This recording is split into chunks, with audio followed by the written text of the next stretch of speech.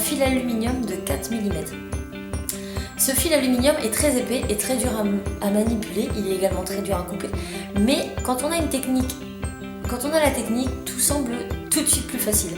Donc voilà, je vais vous montrer comment réaliser un rond presque parfait. Je dis bien presque parce que rien n'est jamais parfait dans la réalisation artisanale, mais voilà, quelque chose de très, donc je vous le montre de très près. Vous allez voir que vraiment, il n'est pas tordu, voilà. C'est vraiment très simple. C'est une technique qui s'apprend et c'est une technique que je vais vous apprendre. Grâce à cette technique, vous allez pouvoir réaliser des colliers torques, des colliers comme ceci qui vous restera plus qu'à agrémenter. Vous allez pouvoir réaliser toutes sortes de bases en fil aluminium de 4 mm. Je vous laisse avec la suite de la vidéo et j'espère que ça vous plaira. Il vous faudra un bustre, du fil alu 4 mm, une pince à embourron et une pince coupante. Alors tout d'abord, nous allons dérouler notre bobine très délicatement, de façon à essayer de lui garder une forme ronde.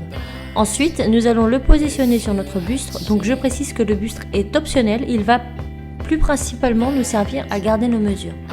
Une fois que vous avez la mesure nécessaire, vous coupez à l'endroit désiré.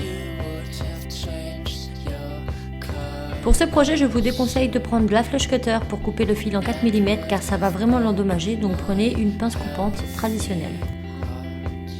Donc si vous prenez bien soin de débobiner votre bobine correctement, vous n'aurez donc pas besoin de le retravailler énormément. Positionnez votre fil alu sur votre bustre par exemple, et à l'aide de votre pouce, vous avez tout simplement repoussé, reformé les endroits nécessaires.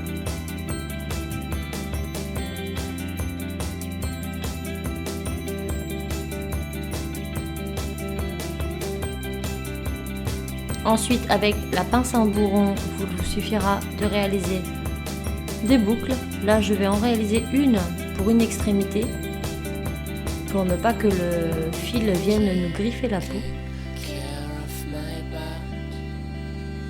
Donc il faut y aller très délicatement pour ne pas l'abîmer.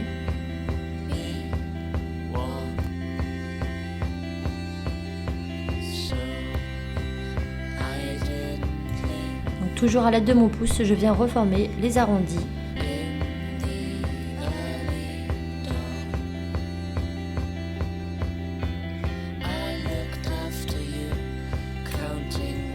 Donc le bustre est pratique à ce moment car on peut vraiment travailler à même celui-ci et c'est quand même beaucoup plus pratique.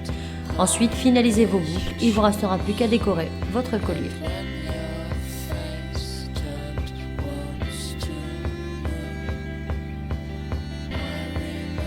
Et voilà!